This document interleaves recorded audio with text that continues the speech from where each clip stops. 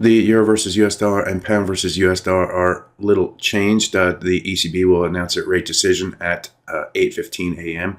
with the press conference to follow. The dollar versus yen is lower by around 0.8% in trading here today as it reaches new lows going back to, October of 2024. I'll go through all the technicals that are driving these currency pairs in this video, so let's get started.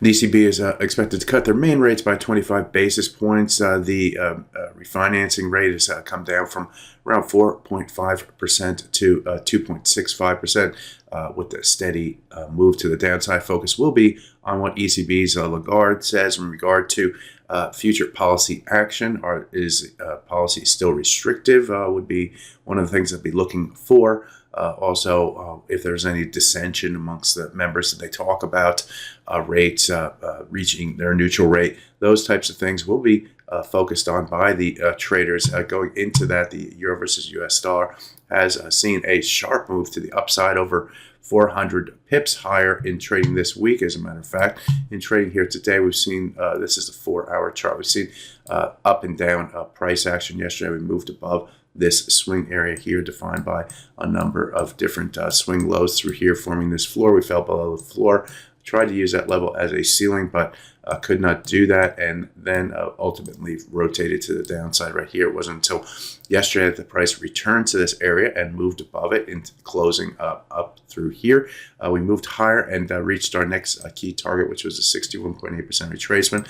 This moved down from the September high to the low price that we saw in January. That 61.8 comes in at 1.08174. As you can see, the price moved just barely above that level and rotated to the downside. So far, we've been trading above this swing area right through here. If we move below that level, then we'll have traders looking back down toward the 200-day moving average. Yesterday, we also moved above that moving average for the first time since going back to this point right here in October, and that prompted the additional buying up here. What was once resistance now becomes support. And so if the euro does move lower on, let's say, less hawkish comments, or we could see a retest of that 200-day moving average at 1.07259. If we do, I would expect to see some buyers at least a pause for cause at that level, and a rotation back to the upside, in which case we'll look at this level again as resistance between the 1.07609 and 1.07767. If the price moves above the 61.8% retracement, it opens into a further upside momentum, and the 61.8% retracement comes a close risk for traders. Let's take a look at the dollar versus yen next. I mentioned that this was the biggest move with a decline of around minus 0.8%. As you can see, we extended below the low price that we saw 2 days ago on Tuesday's trade at 145.102. That level will now be a close resistance level for traders. As long as the price remains below that level, the bias remains clearly to the downside. I'm going to take a look at the daily chart, because on the daily chart we are approaching a swing area through here. This level has a few key points. One, we had this high price right here, then we had high prices right through here. So a ceiling is being formed right there, and we continued that ceiling theme right here. But the momentum to the downside right here was limited, and we ultimately moved above that level, using the area as support before rotating to the upside. So this area between 147.22 and 147.37, I think it is, will be the next key target on the downside, that we could see some support buying against that level, especially given the price has moved down 0.8%. It's been on a run to the downside of late. So the 61.8% retracement below that comes in at 146.94. If we break below that level, then things are looking even more bearish for the dollar versus yen.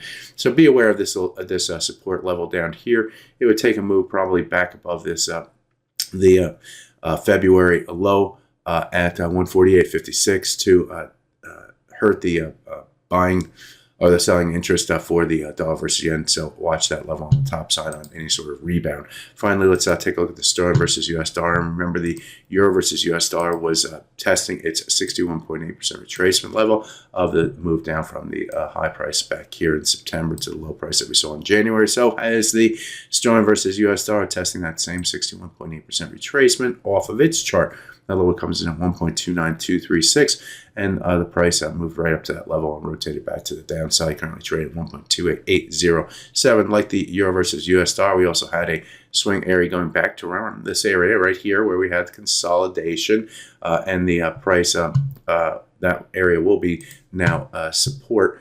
Yesterday, I wrote about this area right through here being a level of consolidation going back to this period between October and November, and we re-entered into that area in trading during yesterday's trade. So the 61.8% was a target on the top side, and so will be the 130 level.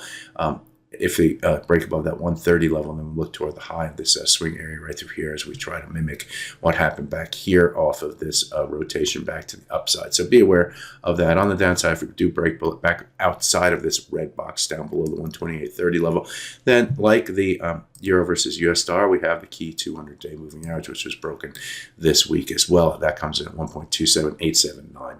So there you have it. A technical look at these three major currency pairs. Remember, the ECB announces their decision at 8:15. We have initial jobless claims and other data, including trade deficits, which are just going to be going higher in the U.S., and unit labor costs for the fourth quarter productivity, that sort of thing coming out of the U.S. also at 8:30 a.m. So be aware, be prepared. My name is Greg Mikulski. Good fortune with your trading. Bye-bye now.